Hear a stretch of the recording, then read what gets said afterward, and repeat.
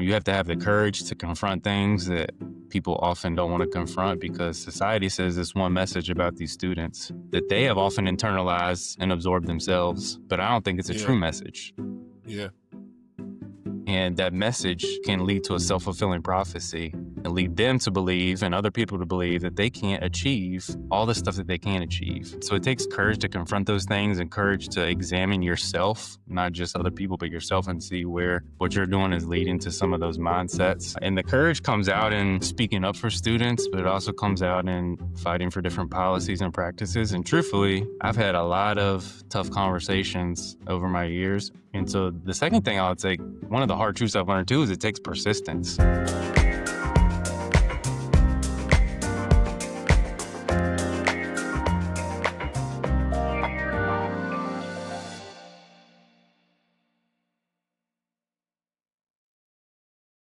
All right, everybody, this is Matthew Mason, and this is Hot Conversations with School Leaders. Remember, HOT stands for honest, open, and transformative, and I do have an honest, open, and transformative leader with me today. He is an individual that my wife brags about because she actually did a class with him. He'll go into the teachings and things that he does, but it was very impactful for her. And he's also an individual who's just cool, calm, and collected, like all the time. I know when we worked together in Lynchburg City Schools, I ain't gonna lie to you, there was some days, man, where I felt like I wanted to pull my hair out with some different things. Anytime I was in a meeting and Dr. Chris Glover was around, he just calms you down, right? Like, even if he's feeling a little away about something, he's just a calm guy. He's a great leader, and I'm excited to have him on. Dr. Glover, how you doing? I'm good, brother. Thanks for having me. Yeah, man, most definitely. So for the audience, can you go through your leadership journey, from the beginning, starting education up until now? Yeah. So when I went to college, starting in 2003. So I graduated high school 2003, went to college trying to be a bit business major. And I started taking all these business classes and did not like them. And around the same time, I started substitute teaching when I would go home for breaks. Okay. Something about that clicked. And so I ended up switching my major so I could be a teacher, but we didn't have an education program, undergrad program where I went. So I majored in Okay. history, subbed for all throughout my college career, subbed when I would go home for breaks. And then as soon as I left college, I became a history teacher, 11th grade, and I coached. And I coached Okay. basketball and tennis. But I got into leadership because part of it was because my principal at the time really saw a lot of leadership in me. He'd actually been my tennis coach and a teacher when I was in high school. Okay. But he kind of gave me these opportunities as a teacher to be involved in different aspects and learning how to do some administrative tasks on the side, like during duty periods and things. And then when I was a teacher, I also started my master's program at Lynchburg College. Okay. And so I was working full time as a teacher, and then I was doing my master's program in educational leadership, finished that in about 2 years. But then as soon as I finished that program, this was in 2000, I decided I want to learn more about urban education because that was the population I was working with. But I was like, keep seeing all these issues, but I want to know some solutions. So I had applied to a PhD program at UNC Charlotte for their urban education specialization, got into that, moved down to Charlotte. I was in Charlotte, I was a graduate assistant for a couple of years, but then while I was doing that, I was still heavily involved like in volunteering at schools, particularly in the west side of Charlotte, which is mostly the historically Black, low income section of Charlotte. So West Charlotte High School, I did a whole lot of work at for a couple of years, volunteer with the Southeast Asian Coalition for a couple of years, tutored and mentored at Advanced High School, Gunn Elementary School. And then for the last 2 years, I worked for Freedom School Partners, which was really instrumental in kind of my journey of education and seeing a different way of doing things that's more culturally responsive. Okay. So I worked for Freedom School Partners in Charlotte for 2 years. I came back when I finished my doc program and was hired by my good friend who you had on the podcast previously, Dr. Derek Brown, to be an assistant principal at Dunbar Middle School in Lynchburg. So we did that for a few years. It was honestly probably one of the most fun Yeah. jobs I've had working with him. And then I left that job to become the director of strategy and programs for an educational nonprofit called Lynchburg Beacon of Hope that focuses on college and career access for youth in Lynchburg City. And then every time I leave schools, I'm like, I want to go back to schools. Yeah. So after 4 years of working for Beacon of Hope, I was still itching to get back in schools more. So I applied and got the principalship of Fort Hill Community School, which is, excuse me, a alternative school that works with 6th through 12th graders in Lynchburg City. So we Okay. served mostly students who were kicked out for behavioral reasons. We served about 250 a year. And Wow. then the position I'm in now just started 3 weeks ago, and I moved down to Wilmington, North Carolina. So I'm the principal of it is DC Virgo Preparatory Academy. Okay. So it sounds like a college prep school, but it's actually not. It is a lab school affiliated or run by UNC Wilmington, but it's a public Okay. school. So it's legislation that actually focuses on. So we focus on students that are at least 2 grade levels below where they're supposed to be. It's a Okay. kindergarten through 8th grade school. It is once again kind of in a historically marginalized black section of Wilmington. Actually, Okay. Michael Jordan went to school here for a little while, learned that. They still have a Wow. basketball up in the gym that he played on. Wow. But yeah, school's got a lot of history. The namesake is actually DC Virgo, who was an educational and civil rights leader in Wilmington. Love it. Love it. Can I ask you this question? What do Yeah. you feel keeps bringing you back to education? Because you said when you leave out, it's like it just keeps bringing you back in. So what do you feel like keeps bringing you back into it? This might sound cliche, but it's so true. It's the students. Yeah. So working in a nonprofit, I love the flexibility of it, and I love the nonprofit was amazing. Yeah. But I I gain energy from being around students. I feel like I gain joy from being around students and families and working with them. And I to be honest too, because I know this is about being honest, like I feel like Mhm. schools have saved me in Mhm. some ways, and not in the traditional sense, like coming from a like you hear sometimes stories about people coming from a rough upbringing and schools were part of their kind of story that brought them out. I didn't come from a rough upbringing, but schools Yeah. saved me in the sense that with my own kind of mental health struggles and stuff I've gone through, when I was a teacher, when I was a leader, or when I have been a leader in school, schools saved me because I was forced to come to work and think about people other than Mhm. myself and actually really engage with students who had way more issues than I did. So it was more the service aspect of it Yeah. and the fact that they could still have so much life and Yeah. tenacity in spite of all that they were dealing with. So it gives me good perspective, I think. So I'm gonna ask you this, and obviously, this is not live, so I can ask this. You are definitely a man of faith, right? And so, how does that impact you? Because I appreciate what you've brought up as service. I think when I first started, especially got into school leadership, I was more about the moving up, right? Because I'm very, I don't know what the word is, but I'm very results driven, right? Like, so whether that's playing basketball, I got to win. Whether it's us working out, I got to win. You know what I'm saying? Whether that's how I am. And it's been great to get out of that because at a certain point, when you do win, kind of is like, all right, so what's next? And you find yourself not caring about people. You just find yourself caring about whatever's next. So, how to me, and I think some of my faith, in fact, my faith in Jesus Christ has helped me get out of it just being about me, Mm, right? It is about other people. How do you feel like your faith has impacted that as well? I mean, I think the whole reason I'm in education is related to that because I see it as a service, Yeah.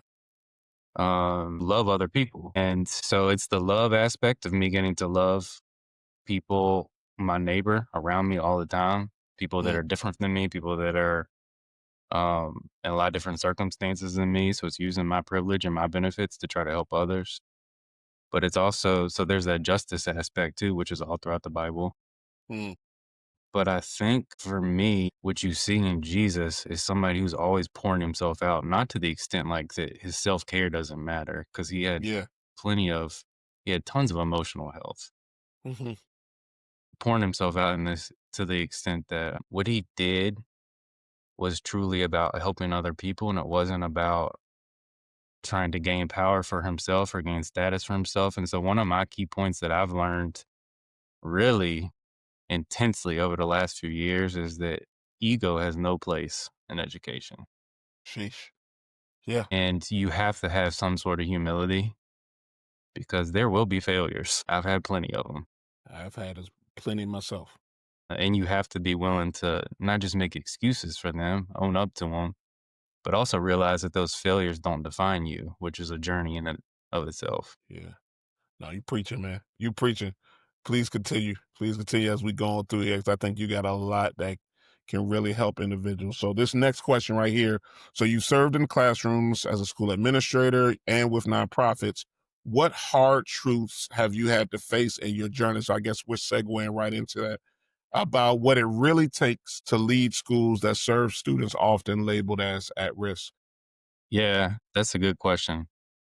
And that's pretty much all my school experience is serving at schools with traditionally underserved, marginalized students that are often labeled at risk. So that's been my experience for now, going on 19 years.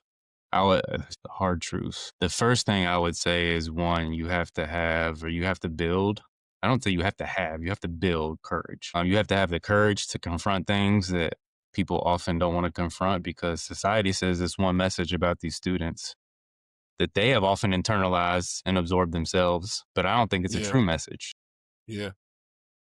And that message can lead to a self fulfilling prophecy and lead them to believe and other people to believe that they can't achieve all the stuff that they can achieve. So it takes courage to confront those things and courage to examine yourself, not just other people, but yourself and see where what you're doing is leading to some of those mindsets. And the courage comes out in speaking up for students, but it also comes out in fighting for different policies and practices. And truthfully, I've had a lot of tough conversations over my years. And so the second thing I would say, one of the hard truths I've learned too is it takes persistence. Cool. And I'm not always as persistent as I want to be because Mm. I get tired. It's so emotionally draining when you keep having tough conversations. Sometimes you just want to stop. And so I have to keep going back to my people or going back to figuring out a way to rejuvenate myself and also speak to myself because sometimes I don't. I do have a lot of tough conversations, but sometimes I don't do them when I should because I'm just tired of them. Yeah. So it takes And a I lot of courage, I think, to lead schools when you have to confront the daily realities and the narratives that are constantly passed around about the students and the families that are in those schools. how do you handle because you talk about that a little bit. I'm trying to get my words together. The day-to-day words, right? Like, cause sometimes it's definitely hard to deal with, like you said, the overarching, like a policy or something like that. But how do you deal with the day-to-day negative comments? Cause I hear what you're saying, where there are times like I'll be sitting in a meeting and somebody may say something. Yeah. And I know in my heart that doesn't sit well.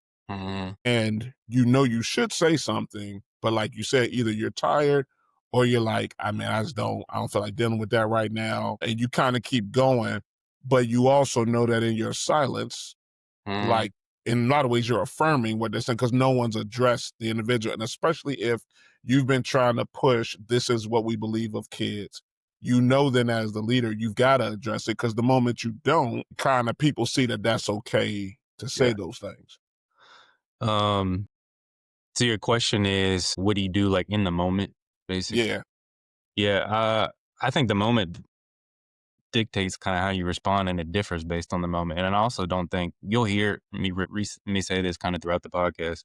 I don't think I have all the answers or that I do it perfectly by any means. So there's plenty of times that I fail in this because there's times that I should speak up and I don't. But what I do know is that just because somebody says something that doesn't sit well with me, it doesn't mean that I should attack them.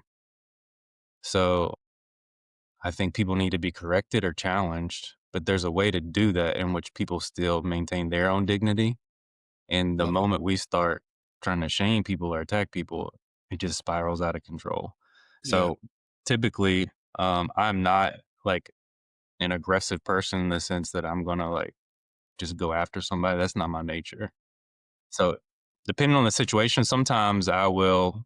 try to have a conversation with somebody outside of a meeting. But if it happens in front of a lot of people, sometimes what needs to be said is some questions rather than just comments, some questions challenging them to think about something in a different way or even clarify what they said. Because sometimes they said something that it comes out wrong or they don't even know what they're saying exactly. So making sure giving people the benefit of the doubt is important, I think, but also still letting them know that this is not my experience. And I think people get combative or defensive when they feel like they are being attacked personally.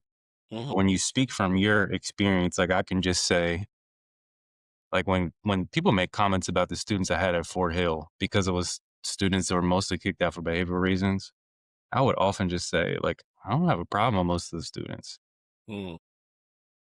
and talk about the positive qualities you see in them because you're just saying, like, basically, I understand your narrative. Like, I'm not saying there's no issues. The students would say there are issues. But my experience of them is not what everybody else's experiences is. And when you just speak to your experiences, it's hard to kind of combat that because you're just saying, this is my experience. Yeah, yeah, yeah. I like that. I think I've been, and it's funny. It's funny how you can grow and you can look at where you were and look at where you are. And I'm listening to you speak, and it's like, yeah, there's still a level that I need to get to because I can see where in my course correcting of not saying anything, now it almost can feel like an attack, right? Because now I'm just like, if somebody says something, I'm coming, right? Don't talk about my kids, don't do, and listen to you, it's that battle of, no, I don't agree with what you're saying, but I like what you're saying, where it's like, hey, I also don't know, like, all, like asking those clarifying questions so that I can fully understand where you're coming from. And I appreciate you saying too, I can only speak for where I am Yeah, at. I think that, and this is the same way for my trainings when I do trainings. I don't think my job is to convince people to think exactly like I think. I Hmm. don't think my job is to change people to be the same exact perspective that I have. My job is to keep the conversation ongoing and say, like, this is what I think. Yeah. Now it's a conversation, so we're actually listening to each other. And research will indicate that when people feel like there's actually a reciprocal conversation and it's back and forth and there's dialogue and people are listening, you're actually more likely to change people's perspective than when you just shout them down and say something like, because what you're getting in that moment is you might get compliance, like they might shut up, but you're not actually changing anything. You're not Hmm. changing the mindset or a perspective. That's good. So you worked in alternative schools, and you serve students who haven't thrived in traditional settings. I know when I was in Lynchburg City, I sent some students there at the school you worked at Fort Hill. There's a mentality that I had then that I do not have now. And I'll be honest with you, sometimes from an alternative setting, if you're back at the, traditional school, you're getting, and I'm gonna use the words, you're getting rid of the student so that in a lot of ways life will be easier at your traditional school. So if I can get the student out, then things will be better. And that's, I will tell you, thinking of when I was there, it wasn't my heart that I wanted to get rid of the student. I also knew though that right now, when the student being in the building, it throws off a lot of different Yeah. things because you just didn't feel like you could figure out how can I get you to come into the school, not be perfect, but at least not be a disruption. What are strategies and tools that you do to work with those students when they come in or when they came into Fort Hill? When you worked at Dunbar, y'all had a very dynamic team when y'all were there at Dunbar. Like, what are some strategies that y'all used to work with those students in particular? Yeah. So I would actually agree with you too. When I was at Dunbar, like my perspective has shifted even from when I was at Dunbar to when I was at Fort Hill. Like there's a lot of things that stayed the same, but even how I understand alternative education Hmm. changed because I got to be in that space Yeah. versus just being in a traditional school where your mindset is mainly you. Like we had 800 students at Dunbar Middle School, and we're just trying to figure out how to get the whole school to function effectively. And when you got some students that mess it up, you're like, I don't have time for this. Get out. Yeah. So it is a different mindset when you're in alternative education. But I think truthfully, a large part of that is, I wouldn't say solved, but partially solved simply by the setting. Hmm.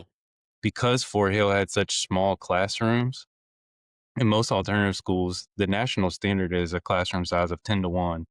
But in Hmm. reality, with Okay. attendance issues and stuff, like not even that many students are there in a class. So just from the simple fact that it's a small size. It's manageable. Students don't have the same distractions or the same temptations. A lot of the behavioral stuff, like people would tell us about how these students were acting in schools, and we didn't see any of that stuff sometimes at Mm, Fort Hill. But yeah, then there are students that come over and they still have the same issues. yeah, okay.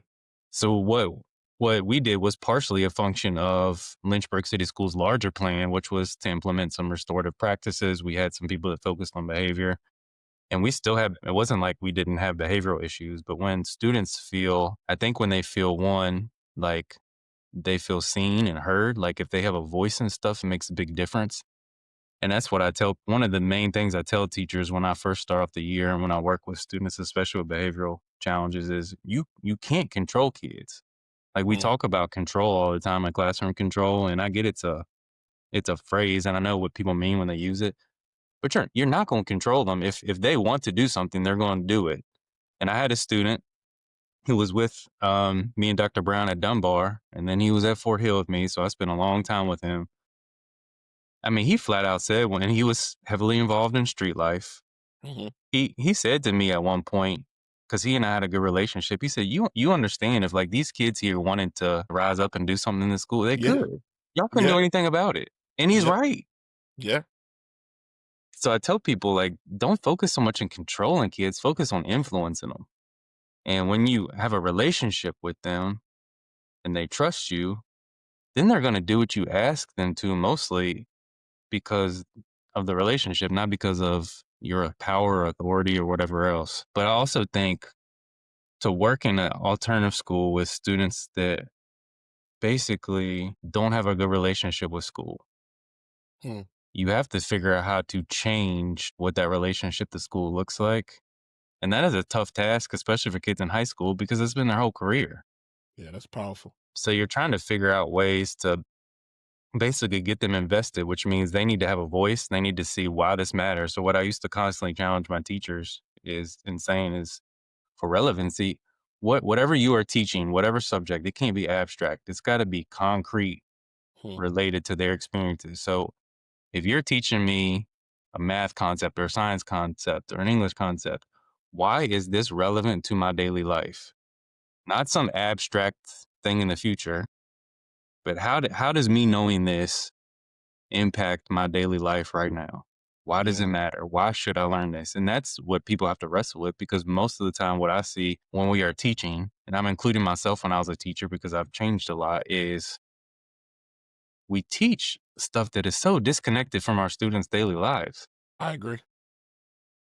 So that doesn't lend itself to any student feeling like what I'm learning in school is going to help me get out of whatever situation I'm in, Right.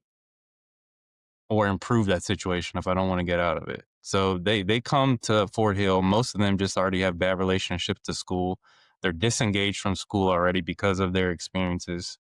And so reinstilling that desire for education, I should reframe that. I don't think it's not a desire for education. I think they have a desire for education, just not a desire for education as it's traditionally been done. Yeah. And that's what has to shift. And that shifts with a lot of, once again, persistence and listening to students.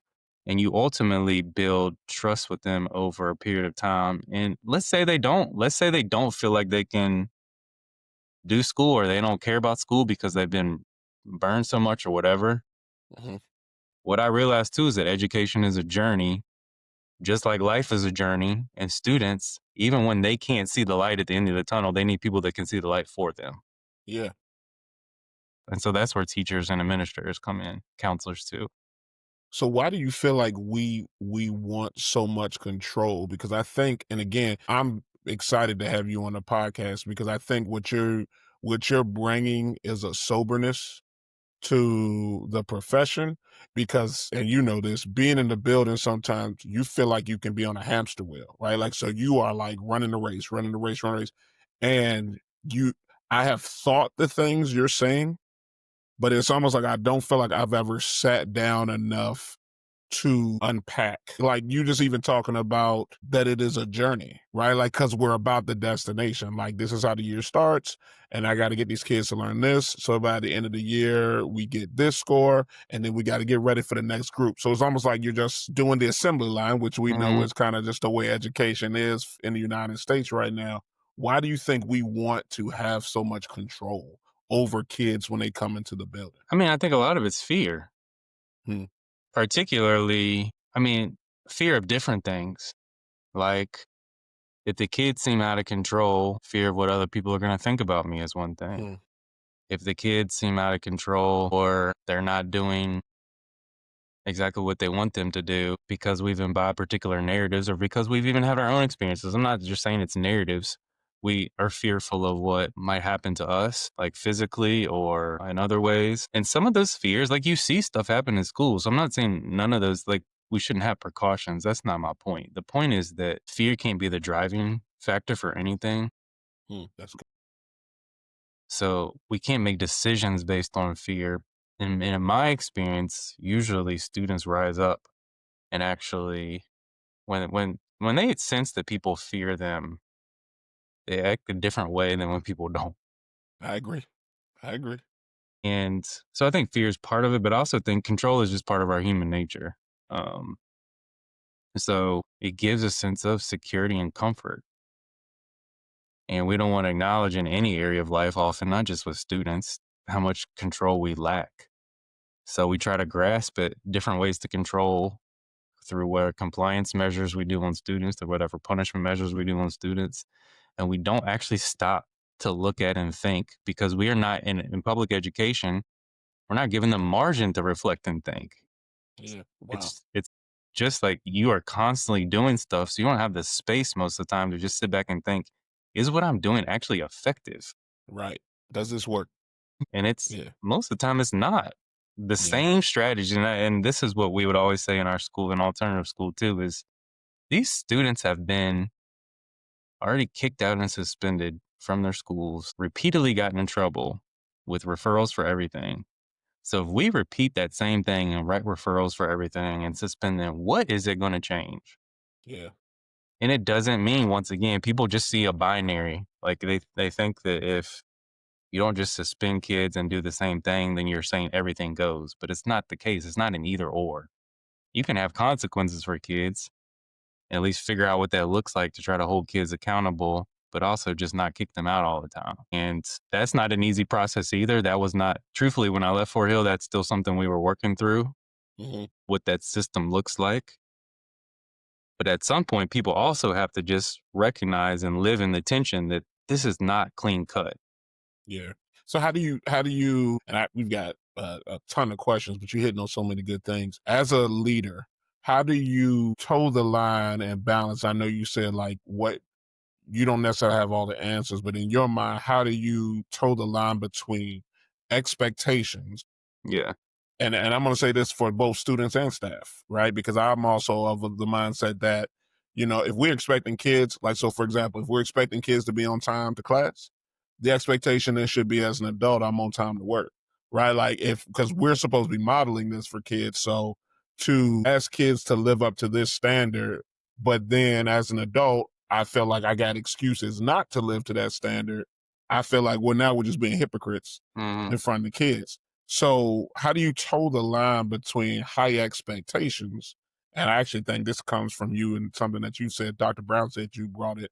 Just go high expectations and high care, right? Because I think sometimes we struggle with that as a leader because there are days when I come in, I'm dropping the hammer down. Like, you look at me wrong. We get out because I'm trying to set a tone. Hmm. And then literally after that, I can be like, yeah, that their consequence was more my feelings Hmm. than it was the best consequence to give to that student and or staff member. Yeah. That's a good question. I don't think so. My personality is not such that I would traditionally come in and just drop the hammer on people. Mm, So that's not really something I feel like I have to struggle with typically. Honestly, more so, some people would probably say, actually, I know some people would say I should drop the hammer more. But part of okay. what goes back to is this is what I've learned too as a growth area. Everybody has expectations for what leadership should look like. Everybody, students, parents, staff, everybody has expectations of their leader, and it is impossible to meet all of those expectations because what one good leader looks like to somebody else is what a bad leader looks like to somebody else. Wow. And Okay. so I think what I've learned is one, you do have to set the tone early by making sure expectations are clear, but not just stating them, collaboratively discussing them and making sure people understand where they're coming from. And you have to hold people accountable. And I had a bunch of meetings to hold people accountable for stuff. But in those, if you've built a relationship with teachers or with students before you have to have those accountability meetings, preferably, then you don't have to do it like in an antagonistic way or a confrontational way. You're just letting them know Hmm. this is why we have to have this conversation and this is my concern. And first of all, I'm going to offer support to you. I'm going to ask questions once again. So I know, like, is there something deeper going on we need to work through? How can I support you? But then beyond that, I think it builds trust when you are open with people and you say, I'm talking to you about this before there's something formal because I want to be transparent that this is a concern. And when people feel respected in the process and when people feel like you're honest with them in the process, I think they respond a lot better. I truthfully, even with all the kids I've had to discipline, I've very rarely had problems with the kids or the families feeling disrespected or not treated fairly or being upset with me or whatever. And I think mostly because they understood where it was coming from and because they knew me. Yeah. Gotcha. But you have to have high expectations. And I think it also comes from modeling, like you said, like I have to show people that I have high expectations for myself. So Yeah. I'm not going to sit here and hold you accountable for something that I wouldn't hold myself accountable for. Just like, so the classroom is the teacher's domain. If your students aren't performing, if your students are not doing something, it is your responsibility as a teacher. But that makes it also my responsibility because my responsibility is the whole school. Sure. And Yeah. I'll also have to then say, if this school is not effectively functioning, then I have to drop my ego and say, what do I need to do differently? Because something Yeah. I'm doing is not working. That's good. That's it. So you worked at Lynchburg Beacon of Hope. So you focused on eliminating barriers to post-secondary success. What are the most transformative strategies schools can adopt to promote true equity beyond buzzwords? Like we got a lot of different things that we say, but what does that real work look like? Yeah, Beacon of Hope is a good example of like a true kind of community initiated partnership with the schools. And I think to confront barriers, first of all, you have to identify what the barriers are. Hmm. Okay. And oftentimes when schools or outside organizations try to help the families or the students that are struggling, they identify barriers which are often true, but they are still missing something because they don't include that student or that family voice. And the families and the students, sometimes the students don't have words for it because they're still trying to understand stuff. Sometimes they do, but families and students combined can often identify what it is that they need. And so, first of all, the first step is identifying those barriers. And for college and career access, which is what we focused on for Beacon of Hope, it wasn't prescribing a pathway for any student. A lot of it was providing financial pathways for whatever students chose to do. But Beacon of Hope evolved over that time frame because it went from we're going to educate students about these different pathways and then provide financial support. So students were getting scholarships and stuff that were part of Lynchburg City schools. And then it even evolved further than that to providing supports for college students, especially those that were first gen, but for any of our students that were on our caseload that choose to take one of our scholarships because we realized it's not enough to just get students there. They need help getting through. And all of their barriers are so unique. You can't just prescribe one way because for one person it might be financial, for another it might be financial. They have some sort of family issue that they need help working through.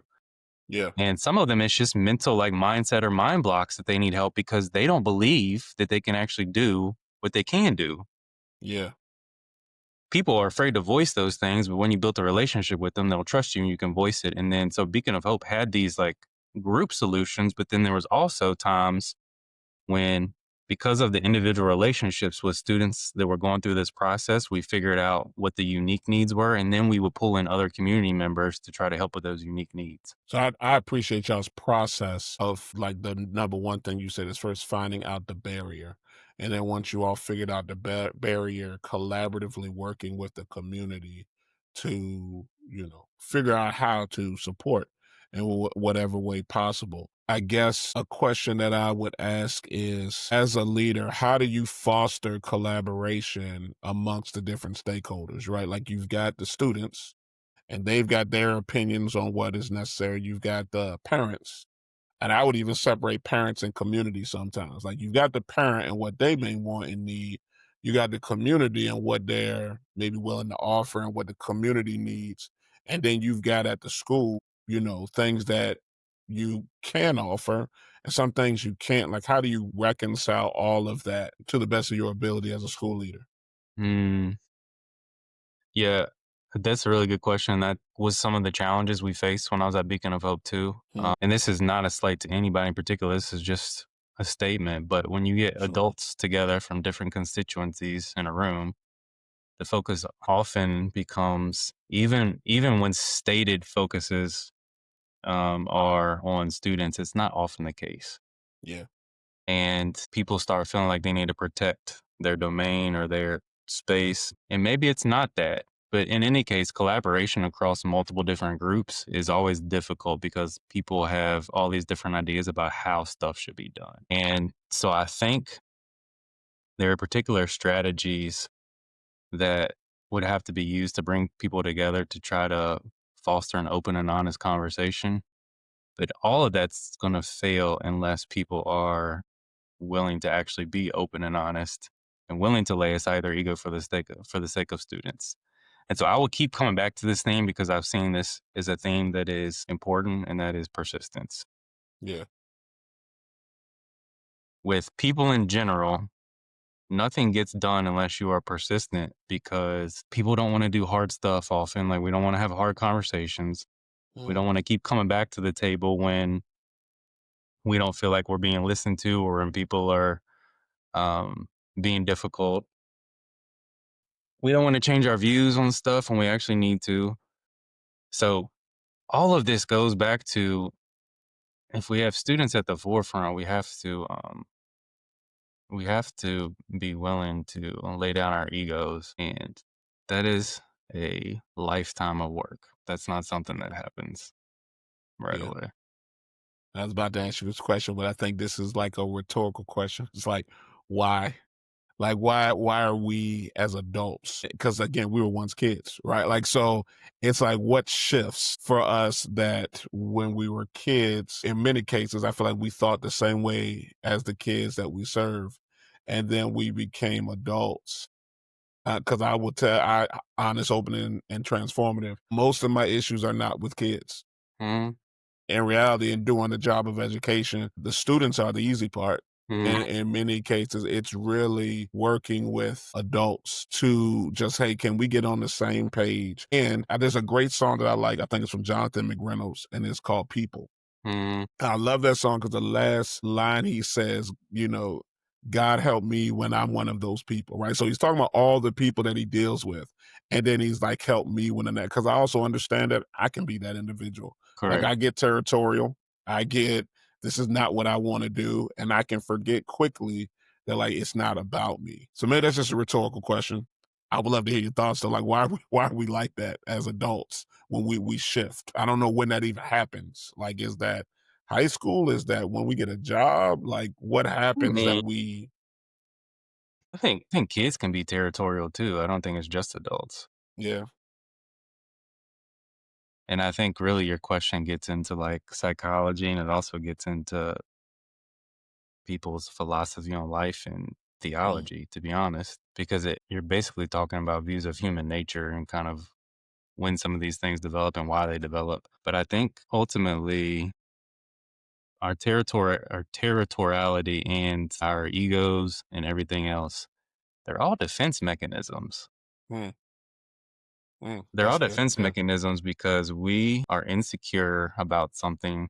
We don't feel like we can be our true selves and we can be vulnerable. And we feel like somebody's going to take advantage of us. So it's a breakdown in trust and it's a breakdown in security in something, which stems from hurts we've had in our past. Mhm. So I think to do the work of moving through that stuff to be a good leader is part of the job. And not just to be a good leader, to be a good leader of a classroom too, which is a teacher. Anytime you're working with people, you're bringing your own baggage Yeah.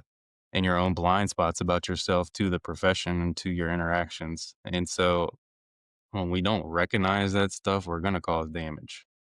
And kids are going to Can be the one to suffer from it because they don't have the power in the situation. can I ask you a question? How much as a school leader do you think, if I was you were going to put a percentage around it, because I feel like I've come to this point that school leadership, and I agree with you, is leadership period is so much less all of the systems and everything, and it is more understanding how to work with psychology, all things of people.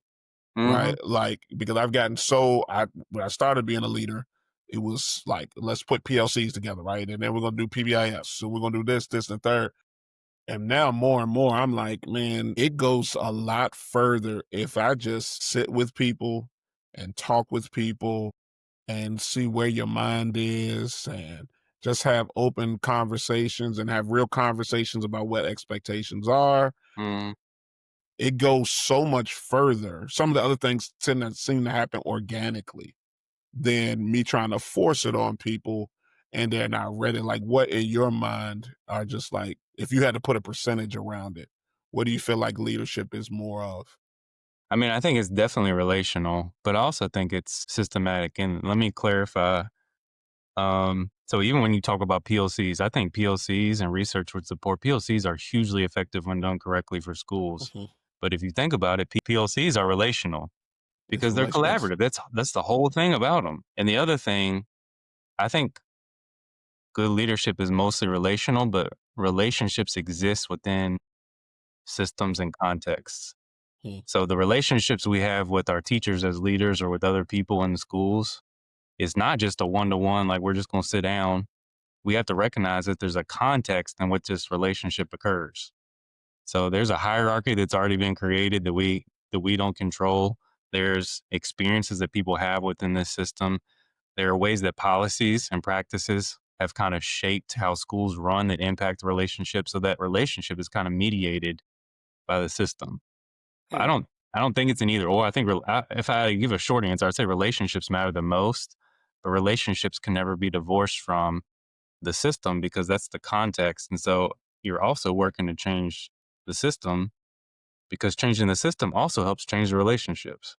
Yeah. What you've led multicultural and equity trainings across, and let me know too, man, time wise, if you're like, Yeah, hey, we're Matt. good. Okay. So you've led multicultural and equity trainings across a range of institutions. How do you ensure those conversations don't just live in PD binders, but actually shift practice and policy in schools? Yeah. So when I consult with organizations, I don't really have much say so or control over how it shifts their policy or practice because I'm coming in to do a training for people and then I'm leaving, which is not the greatest model. In terms of my school, what I've learned and what I, once again, have learned through failure, because I think one of the things that I did is try to focus too much on a variety of different trainings. Mm, And when you don't hit something, if you're trying to change a mindset and trying to really give people practical ideas for how to implement stuff differently, first, you have to change the mindset. But all yeah, of this stuff, you're talking about retraining habits and mindsets that have developed in people over decades yeah, of their life. So I would focus on fewer topics and just focus on 2 to 3 different things and hit them multiple times throughout the year if I wanted mm, to try to be more impactful. And also, when you can do a training, but then there should also be like practical embodied solutions or ideas that teachers try in their classroom. So you can require stuff be added into lesson plans or that people try something out in the classroom and have somebody observe it, bring back feedback. You can implement stuff in different ways, but ultimately I don't think as a leader we should do any of that stuff or requiring any of those things until people feel comfortable enough because they've been coached and stuff has been modeled enough for them to where they feel comfortable enough going outside of their zone. And at some point, they still may not just because of anxiety or whatever. And then you got to give them a push. But Yeah. that push shouldn't occur until they've had adequate work to actually like process and deal with what we're trying to ask them to do. How do you balance? Because I think sometimes what I've run into, and I've made the mistake of trying to do too many things, and forcing things on people. Also, though, I think it's been tough situation where maybe the division is pushing something, Yeah. right? Especially if you're a new leader, and over time you're saying like, "Hey, I know that the division wants this to happen." In reality, as a leader, you got to do what the division has asked you to do, but you can also see this isn't what my building needs, right? Like this isn't going to do but so much. How do you attack that, right? Address that, work through that. Hmm. That's a tough question. I try. I'm a rule follower by nature, so I try Me too. yeah, follow what my superiors in central office would say for me to do because ultimately I know that they have a perspective that I don't have because I'm not in their position. If I'm trying something and I'm trying my best to get people to buy into something and I'm seeing that it's either a waste of time or it's ineffective, we need to have some honest conversations with my staff, but also with central office about what needs to shift. And then truthfully, and this is not like something I think that should happen regularly, but at some points as a leader, you do have to decide, all right, this is what we're gonna do. And if we get in trouble, then I'm gonna take the fall for it Yeah. because I'm the one that's in my building. I gotta live with the results. And I'm the one that's dealing with my students and my families and my teachers. So it's back to ownership. And those are things that I still wrestle with is where is that line and when to draw that line. But I think there is one that sometimes it has to happen. So you're walking in a new school now. Yeah. I think you're gonna do an amazing job. What's your first moves as a leader to build trust while also laying the groundwork for necessary change? A lot of conversations up front. So people will start trusting. I think trust happens when people feel heard is part of it. And that's not the only part, but it's part of it. So I'm having a lot of conversations with people. I started right at the end of the school year, technically, before students were out. I was here for like a week for before students were out for a short summer break. That's funny. You sound like me at Sandusky. That's how I started. I came the Oh, is it? last Yeah. week. Yeah. So I got to meet um almost all the students, and then I had conversations with all the teachers before they left because I'm a part of UNC Wilmington, actually, even though we're a public school, I have to do their evaluation cycle. And so I was required to meet with Okay. all the teachers and input goals for next year and stuff for them. And so now I'm going through a meeting with all the rest of the staff to do the same thing. So I get to have these long conversations where I'm meeting with people one on one, which has been really helpful and just giving a non judgmental space for them to share about themselves and what they want to achieve, but also what the school needs to achieve and what they want from me. And I think when people feel listened and heard, they feel more trusting, but then that trust is bolstered when you follow through and when they Yeah. see the expectations you said you're going to follow through on them. And I will be honest with people. I feel like one of the things I do not shy away from is saying when I fail or what struggles I have, because you will fail as a leader. There's no way around it. And so I'll tell people up front, like, there are going to be times when you are frustrated with me, vice versa. And there are going to be times when I didn't follow through on something that I should have, and vice versa. And so my hope for people is that we create a community where even in the midst of that, there's both a level of accountability for ourselves, but also a level of grace. Yeah. Mm. Woo, that's powerful. Because I think that also builds trust because people Yeah. want to know that they're held to and that other people are held to a certain level of expectations. They also want grace. Yeah. And so figuring out the balance and living in the tension of that. And people also need to trust that even when something one of the things that I've found is that because we have to go through certain systems, even for dealing with, for instance, HR issues, sometimes leaders are actually handling personnel problems or student problems or whatever else. and they can't talk about it. And so people think something's not being Yeah. done, but it is. And so I think if that trust is built up and people see some changes, they can start believing in the Yeah. future that something is being done. Even if I can't see it right now, we're working on something. I was gonna ask you something. You made what is a comment that you just made about I can't remember, it'll come back. That's what I'll ask you. How do you feel like you've grown in the evaluation process with teachers? I know sometimes for me that's been hard. Part of my issue has been because I just didn't want to hurt people's feelings. Yeah. I've had to grow out of that. Again, doing the same thing. If I'm going to say this about somebody with something I've seen in the classroom, I have to be in the classroom. And then once I do see something, having that open conversation, but again, not attacking anybody. And I think it's a lie when I think I've heard like people don't want feedback. No, I think people do want feedback. I've had more staff look at me and be like, the moment I come into their room, like, how did you feel? Right. Instead of being like, I don't want to hear what you have to say. How do you feel like you've grown in the evaluation process of staff? Yeah. I think the observation process itself, I feel pretty comfortable in giving feedback for the most part because I'm trying to point out a balance. Like here's some positive things I saw, but also these are some areas of growth that I think you could work on. And then we're brainstorming together like what they can do. The evaluation, like the end of the year evaluation, is kind of where the rubber meets the road. And you're taking all the stuff you've seen and you are evaluating them in their profession. And so I've struggled some with the same thing you just mentioned because I care about people. And sometimes it's difficult when you have to give somebody or you feel like you need to give somebody a harsh evaluation I shouldn't say harsh, but a poor evaluation Mhm. because you don't want them to take it personally or you don't want them to feel like they're a failure in general. Yeah. But I think I have grown in that. Part of that is recognizing and coming to the realization and still working through my own stuff, but also clarity is kindness, is what I Mm. keep repeating to myself. The Yeah. more clear I can be with people, I'm actually being kind to them and loving because I'm not withholding something and surprising them later. And I'm Yeah. also trying to remember and reflect that anybody, including me, can be an excellent person, but it doesn't mean that they are great at their job. Yeah.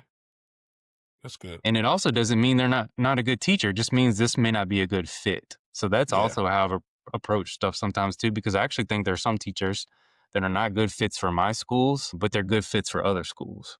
Yeah. And it's the same thing for leaders. So the point is like you can still have valuable skills. This is what I see in you. But if I've had those conversations as we've gone along throughout the year, then it won't be a surprise at the evaluation when I Agreed. say this isn't working out. And that's my main thing. I don't want to surprise people because that means I haven't been honest with them throughout the year. And I had to grow in that over the past couple of years where it was like like you would come to the end of the year and you'd give an evaluation and the person would feel that way, and I heard that where it was like, hey, this is kind of catching you by surprise. So as a leader, right, I appreciate you being as vulnerable as you're being in this. Like as a leader, I had to grow and say like, hey, that can't happen, right? Like it should be that we've talked all year long so that by the time, like you said, we get to that point, they kind of know where this is going in both ways. Like, I think an individual shouldn't at the end of the year be like, wow, you think I'm exemplary in this, right? Like, no, I think they should know, hey, Mr. Mason has used me or Dr. Glover has used me to support other teachers. I've done, different, not speeches, but things like that to support other individuals. So yeah, like, I know I'm exemplary in this. And something I also had to tell myself is too, an individual can be exemplary in this Correct. and be needs improvement or unacceptable in this. And it doesn't mean we had a conversation with our staff where it's like, hey, your end of the year, if you're exemplary, the way you're exemplary in something for me is if I can send somebody to you and be like, hey, this individual here is somebody that I want you to watch and can model for you how to do this well. Hmm. If you're proficient, and we talked about this, is like you're doing your job. Like Hmm. you're doing a good job. I'm not, that's not a bad thing at all because in the schools I've worked in, exemplary was kind of like exemplary meant you were doing your job Right. well. I actually And dealt then with that. I proficient, dealt with that yeah. last year at my school too. And it's Or like thinking proficient felt peak work. like I was bad. Yeah, yeah. And it's like, so we had to recalibrate and be like, no, like if you're exemplary, you earned it. Like the exemplary is not this thing that we just kind of hand out And it's also not all over the bad if you place. get something that says needs improvement because Yeah, we all need improvement. we all need improvement. One of the And things because go ahead, go ahead. One of the things that I remind myself, and I also remind teachers too, somebody I can't remember who told me this, but if you think about in history, the person with the most gold medals in Olympic history is Michael Phelps, Mhm. and he still had a coach. Yeah, That means right. everybody needs coaching. Yeah, It's okay. that's It's good. okay because we all got room to grow. That is good. So I think I talked about that. Nope. So leading a school with high need students can be emotionally and physically demanding. What boundaries or habits have you put in place to protect your energy, your purpose, and longevity as a school leader? Bro, if that's not a true statement, I will tell you, I've not asked this question of anybody, and anybody's been like, yep, I got it. I got it down. yeah, man, if that's not a true statement, that is definitely a work in progress. I think I have the temperament like naturally and Mhm, developed to work in high need schools because I don't get frazzled easily. I don't get worked up easily. mhm. But that doesn't mean I don't hold on to stress in different ways. Yeah, yeah, And so there's been lots of conversations with my wife too about what boundaries need to look like mhm. for time because when you're a leader of a building, if you don't get something done, you're affecting students and staff. Like Yeah, it's a lot of weight and everything yeah, depends on you. So you're like, I gotta finish this stuff, but then it bleeds over into your time at home. It bleeds over into everything else, and then the the consequence of or one of the possible consequences of me not ever losing my cool at school is that I take it all home. take it home. So Everybody else feels it. yeah, I think I have to. So I've talked to my wife about stricter time boundaries, like recognizing there's stuff is just not going to get done sometimes. Yeah. I also have to be better about delegation Mm, and feeling like I need to do everything myself. So that's one of my focuses this year is actually learn how to delegate better and monitor and hold people accountable for stuff because there's just too much to do. right. I think emotional health is probably one of the most important traits for educators Mm, for sustainability, for longevity, but also just for healing. And so yeah. if you're working in a school with high needs populations that have a lot of trauma, like you said, so we're teaching the students stuff, but so much of what they're learning comes from us modeling things and how we interact with each other and how we handle problems. Yeah. And if we're not emotionally healthy and if we're not healing, they're gonna absorb that stuff too. And when they are emotionally dysregulated, which happens regularly, if we respond with emotional dysregulation, that just Oh, blows yeah. the stuff up. Yep. So I think we have to do the internal work, no matter how difficult it is and how time consuming it is to actually get to that place. And part of it is a spiritual journey, I think, truthfully. Mhm. And one of the things I was pretty good about, and then I kind of started slacking off on, I'm trying to get better about it again, is protecting at least one day a week, like a Mm. Sabbath, where I'm just resting and doing stuff to be at peace. Yeah. So for Yeah, me, yeah. that looks like reading, journaling, just having some silence. Can I ask you this? School, I think we may have joked about it one time, and I remember telling somebody that, like, sometimes when you're in high need situations, high need schools, you're dealing with so many things that stuff becomes normal. So, like I'll come home and my wife be like, "Hey, how was your day?" And I'll be like, "Oh, man, we just had like, we had 2 fights, and then I had to, somebody had a weapon on them, but we got it out, and I talked to that girl." But like the way I'm talking is almost as if, You become hey, this is just desensitized. like, yeah. So like, and then, so I will say this, I think that helps when you then come to a school that doesn't have as many of those situations. Cause then when you walk in and people are like, these kids out of control, you're like, no, they're not. That Mhm. guy's like, this is cake. But then how healthy is that? right? Like, what do you need to do as an adult to be able to say, hey, like this, I almost feel like it's like a defense mechanism, like you were talking about. It's good because you can't be on 10 all the time Yeah, for it's every situation. survival. Yeah, I mean, yeah, that is it. But is that healthy though? Like, how do you deal with that? I don't know. Yeah, it's like, Counseling? and that's what I was going to ask you too. Like, how important is counseling I as a think school everybody needs leader? counseling. Gotcha. I mean, whether you have a diagnosed issue or not, it just helps to have somebody. And, I think licensed counselors help, but it doesn't have to be a licensed counselor. People really just need community with people that they can be vulnerable with and Yeah. process stuff with. Um, but I think no, I don't think being desensitized and having all these things normalized is healthy. I think it helps us cope, and I think it helps us get through stuff.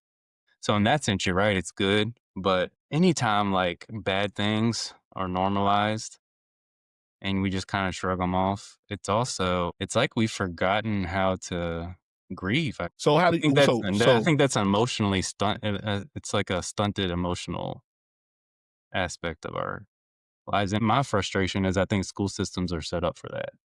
yeah, So they're set up in such a way that there's so many needs and not enough time to get to them. So you're never going to have, I shouldn't say never. It's going to be a struggle to have the time and the margin to actually do what is necessary to be healthy. yeah, man. So how, okay, so man, I feel like I'm asking you a lot of questions. I appreciate your time Mm, today. How do you help your staff? I'm jumping from you now back to your staff. How do you help your staff? Because I have battled that, and I think I did a much better job of it this past school year of allowing people the space to be healthy to the best of my ability. yeah. Right? Like I can't force you one to take care of yourself. That's kind of on you if you have the time to do that. But just not forcing so many things on people because they can't. I remember bringing it up maybe in a principals meeting or another meeting. I was like, people are like, our adults are humans too, right? And there comes a point where you've got so much on you, whether it's behavior, expectations, where your brain, and I'm not using by any term the right lingo with this, but it's almost like your brain is gonna shut down, right? Like it's like I'm going to figure out, like you said, survival, what I have to do to make sure I survive here. And then the other things, whether I want them to or not, are just going to fall by the wayside. Hmm. I don't even know if I'm asking a question. I think just as you are bringing things up, it's like, where does education need to shift and how can it I shift? think it Go ahead. has to shift. Yeah.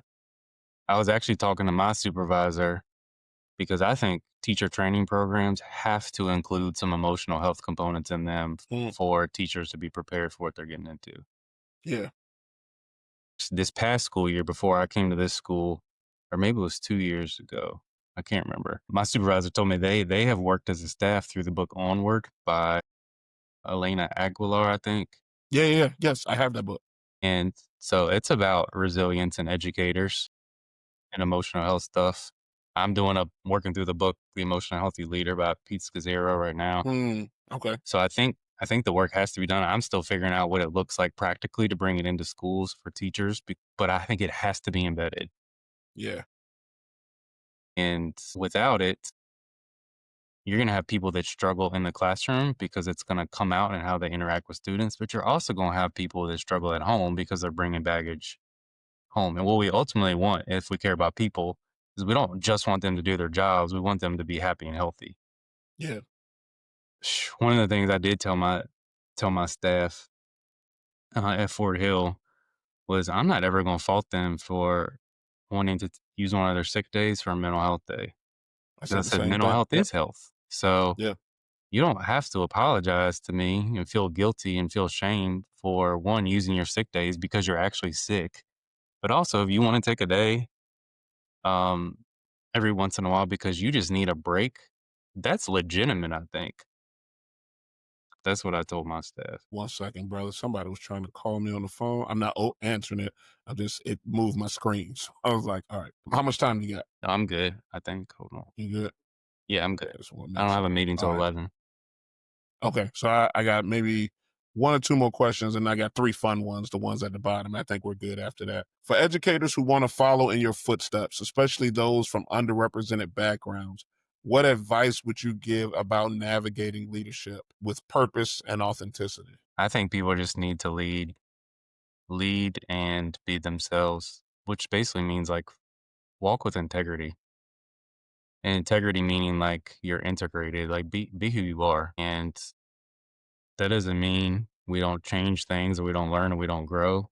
But ultimately the core of who you are, your values and everything else, that has to be forefront. And you shouldn't feel like you have to fit exactly somebody's mold to be a good leader, because what I have found is that good leaders come in all different molds. And the other advice I'll give people is always be humble and always be willing to learn and grow, but also recognize that there is never at any moment, because this is the wrestle Mm, that I've gone through, you probably gone through too.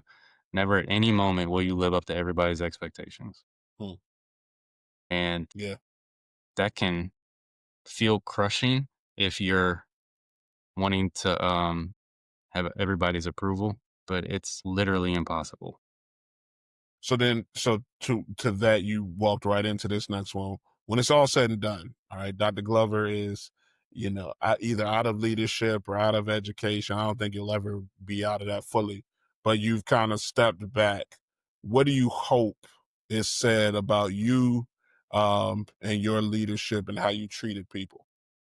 Yeah, I mean, I ultimately hope my leadership would have said is that it led to positive change and growth for students in the community. But what I most care about is that I'm true to myself. And that means that I want people to know that I love and care about them and that I'm leading with integrity and that I am who I say I am, Yeah, which means embracing my failures. It also means embracing my strengths. love it. Yeah, I think I most value my relationships.